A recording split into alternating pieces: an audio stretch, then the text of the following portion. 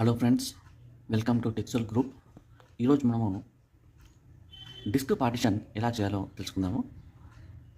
ముందుగా Windows type చేయాలి. తర్వాత దిస్ పీసీ. ఇప్పుడు ఇక్కడ మనం చూసుకుంటే ఇందులో 150 జీబీ అంటే 160 జీబీ. ఈ 160 జీబీని ఇప్పుడు మనము పార్టిషన్ చేయాలనుకుంటున్నాం. సపోజ్ 50 జీబీ పార్టిషన్ చేయాలంటే ఇప్పుడు మనకి ఇందులోని 152 జీబీ నుంచి 50 జీబీని ఇంకోటి ఇక్కడ C drive, D drive 50 GB అనేది డి డ్రైవ్ కింద కన్వర్ట్ చేసుకుందాం అనుకుందాం. ఇప్పుడు మనం దానికి ఇప్పుడు ఏం చేయాలంటే ఇప్పుడు బ్యాక్ వచ్చేద్దాము. తర్వాత దిస్ పీసీ మనకు విండోస్కి కొట్టేసి ఈ దిస్ పీసీ దగ్గర రైట్ క్లిక్ ఇచ్చుకోవాలి. రైట్ క్లిక్ ఇచ్చుకొని మేనేజ్, తర్వాత డిస్క్ మేనేజ్మెంట్. సో డిస్క్ మేనేజ్మెంట్లో మనకి ఎన్ని డిస్కులు ఉన్నాయనేది, సిస్టమ్కి ఎన్ని డిస్కులు కనెక్ట్ ఉన్నాయనేది మొత్తం చూపిస్తుంది. మనం ఒకటే డిస్క్ కనెక్ట్ అయి ఉంది, అది 160 జీబీ. దీన్ని ఫుల్ చేస్తున్నా. ఓకే, ఇప్పుడు ఈ 152 జీబీ సి డ్రైవ్ని మనం 50 జీబీ డి డ్రైవ్ కింద మనం పార్టిషన్ చేయాలనుకుంటున్నాము. అలాంటప్పుడు మనం ఇప్పుడు ఇక్కడ మనం రైట్ క్లిక్ ఇచ్చేసి ష్రింక్ వాల్యూమ్ మీద క్లిక్ చేయాలి. ష్రింక్ వాల్యూమ్ మీద క్లిక్ చేస్తే ఈ విధంగా వస్తుంది. అంటే total size before shrink in MB, total size ఇంత అంటే size of available shrink in space in MB. మనం ఇంత 127 జీబీ వరకు మనకు shrink చేసుకోవచ్చు.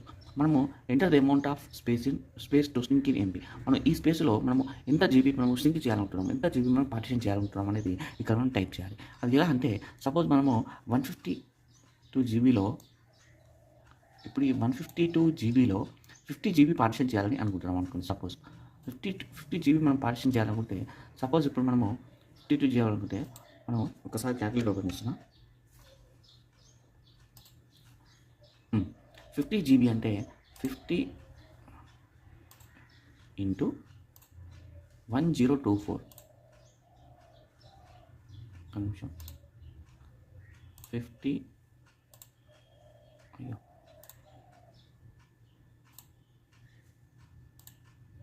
Into 1024 equal to 51,200. సో 51,200 MBని మనం ఇక్కడ టైప్ చేయాలి. క్లోజ్ చేస్తున్నా. 51,200 MB అంటే ఇప్పుడు 51,200 MBని టైప్ చేసి ష్రింక్ అని కొడితే అది 50 జీబీ కింద మనకు ఇంకో కొత్త డ్రైవ్ కింద కన్వర్ట్ అయిపోయింది. కాకపోతే అది లొకేట్ అవ్వలేదు. 50 జీబీ అన్అలొకేటెడ్ అని వచ్చింది. అన్అలొకేటెడ్ అంటే అది ఇంకా అసైన్ అవ్వలేదు అని అర్థం. దాన్ని మనం అసైన్ చేయాలి. అంటే దానికి రైట్ క్లిక్ ఇచ్చుకొని న్యూ సింపుల్ వాల్యూమ్ కొట్టిన తర్వాత నెక్స్ట్ అని కొట్టాలి.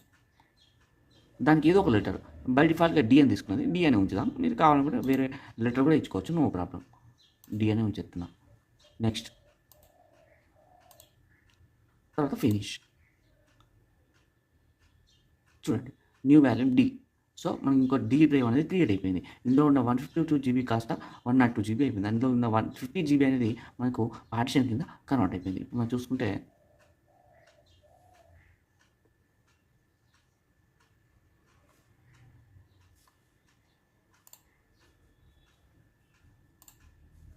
విండోస్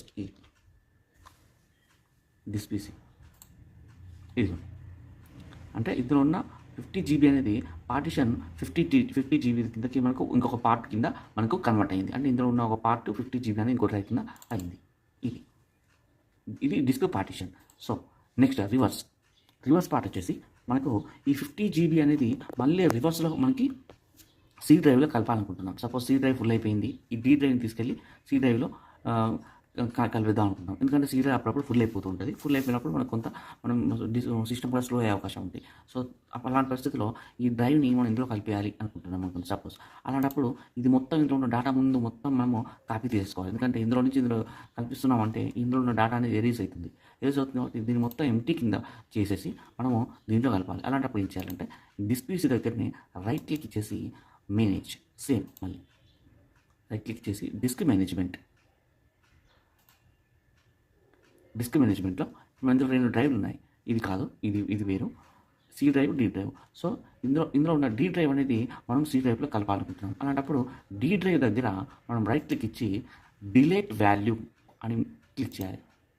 ఇక్కడ అడుగుతుంది, deleting this volume will erase all data in on it, backup any data you want to keep before deleting, do you want to continue? Yes. అంటే మనం అందులో డేటా ఉన్నది మొత్తం ఎరేజ్ అవుతుందని వార్నింగ్ ఇస్తుంది. మనం ముందే ఆ డేటా మొత్తం బ్యాకప్ తీసేసుకోవాలి. ఒకవేళ ఉంటే మనకి ఇప్పుడు ఏం లేదు కాబట్టి నేను ప్రొసీడ్ అవుతున్నాను. ఎస్ అని క్రియేట్ చేయాలి. సో డేటా మనకి డిస్క్ అనేది డిలీట్ అయిపోయింది. అంటే అది మొత్తం అన్అలొకేటెడ్ అయిపోయింది. సో మళ్ళీ బ్యాక్ స్టెప్ వచ్చేసింది.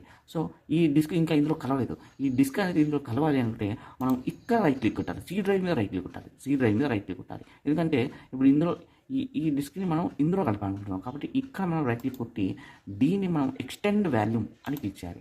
ఎక్స్టెండ్ వాల్యూమ్ అని క్లిక్ చేసిన తర్వాత ఇంకొక విషయం, ఓకే, నెక్స్ట్ అని కొట్టాలి. తర్వాత నెక్స్ట్ అని కొట్టాలి. ఇప్పుడు ఈ 51,2000 అంటే 50 GB అనేది అవైలబుల్లో ఉంది, దగ్గరలో ఉంది మనకు యాడ్ చేసుకోవడానికి అని చెప్తుంది.